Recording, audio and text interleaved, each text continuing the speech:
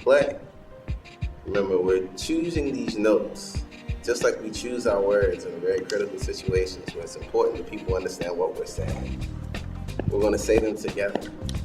4 notes, that's all we're responsible for at this moment. And then we'll move on to the next. Here we go. I count it off, then we play. 5, 6, 5, 6, 7.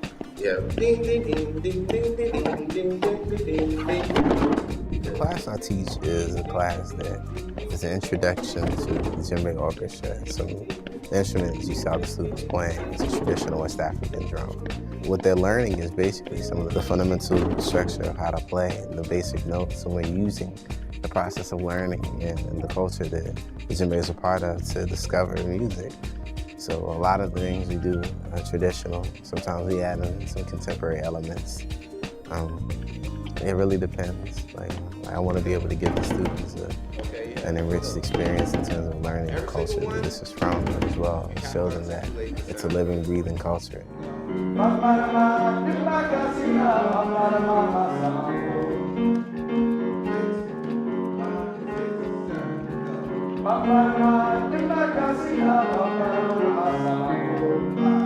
I'm a Jeli. Jeli is an oral historian inside of the Manding people of West Africa. Jeli has the responsibility of being able to maintain the cultural continuity and integrity of the people that comprise Manding. You have Manding people all over West Africa. Djembe is from Guinea, one of the countries that you do have Manding people.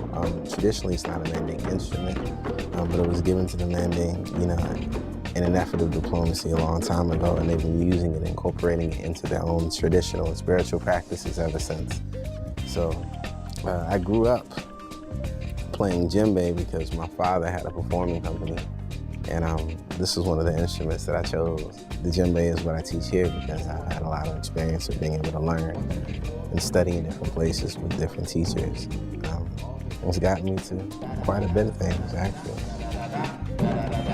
Even my being here is connected to, my being able to work with Professor Avery, other things, and really being connected. So it's a good experience here. Can't say that I've had anything to make me feel like it's not a wonderful opportunity and time. It's been good. There's no way we can get to the 4th base without playing those notes properly. So don't rush them. Play them. I can tell you, I've been doing this all my life. The notes that you are rushing are so critical to you being able to play together that there's nothing I can say to be able to emphasize how important it is. I did a lot of studying in West Africa, Guinea, Mali, Senegal, Gambia. I've been to Brazil, been to England, Canada, all over the United States. I'm supposed to be going to Australia really soon. There's still so many places I haven't seen, but luckily I've been afforded the opportunity to see the places I have through my music, and through the work that the people in front of me have done so that people can have an appreciation for the djembe and the kora and other West African instrumentation and the culture that they represent.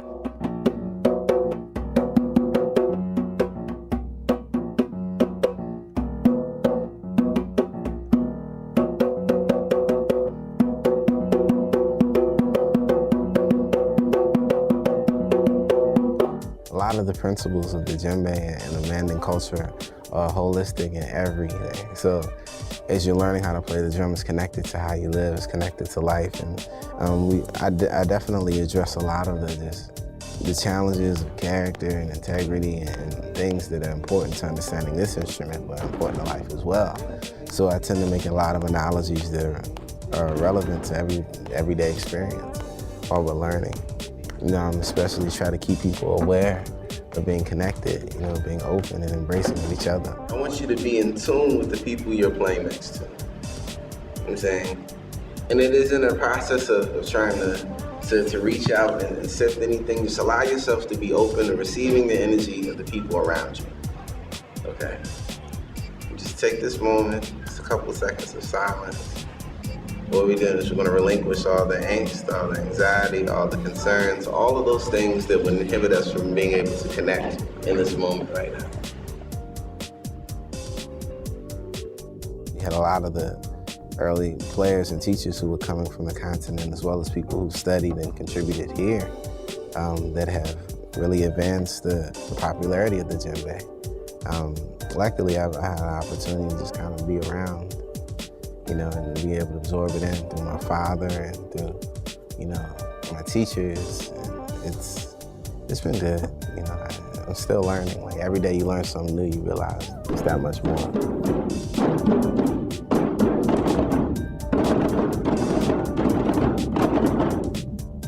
Y'all just made me so happy. Y'all don't even know. Like, when we come into an environment where we learn, we have all of these barriers that inhibit us being able to absorb it completely. And my class is really oriented around being able to take those barriers down so that we can create. And so before I might just give them information so they can regurgitate, I tend to want to address those things that I feel are going to help us be able to grow together. So that when you walk in on day one, by the time you leave, you have new friends, you have people who are connected to it. Just they won't be strangers who you sat in class with all semester. So that's what my effort is. That's what I think that the students gain.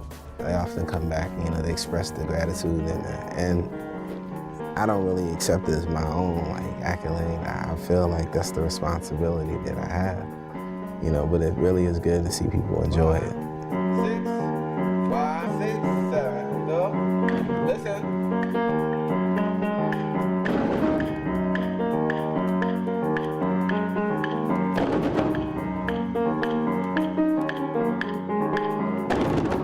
I commend Montgomery College and especially Professor Avery for having the courage to be able to support, you know, that people being educated about Mandan culture, about these instruments, and there's a whole lot of sacrifice that's gone into being able to support the World Music Ensemble, and I'm happy to be a part of it, honestly. You know, I've worked in a lot of places and continue to work in a lot of places, and I can say that Montgomery College is one of the more supportive places I've ever been in terms of, you know, just endorsing, you know, just the djembe culture and respecting it as a craft and as a skill. And it's something that you have to invest your time and your energy into.